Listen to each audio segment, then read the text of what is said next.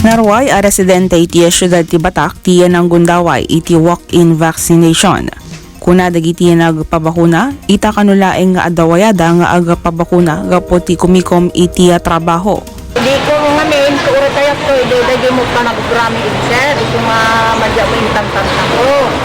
Itatatanal pa, sa hindi pa nag-rapas, men. So, umaya ko, sir. At amak yun, idaan mo na. Doon, sir. Itantan. News nga mariwira na. Itantan, kahit yun.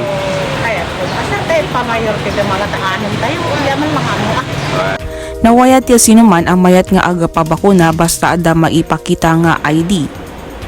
Ma'am, ano ba yung requirement? Dapat residence po ng City of Batak, sir. So, voluntary yung mga ito man nagpunta rito?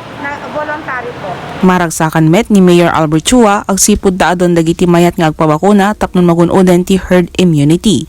Kinakailangan natin bilisan yung roll out sapagkat ngayon at marami nang dumarating na bakuna para sa second dose at saka sa first dose. Katunayan na nga ngayon, pagkatapos ng aming mga registration, may mga ilan-ilan pa talagang hindi pa pabakuna. Kaya ngayon, inaraw-araw na namin na walk-in. Lahat ng kababayan namin dito sa lungsod ay pwede nang pumunta 18 years old above.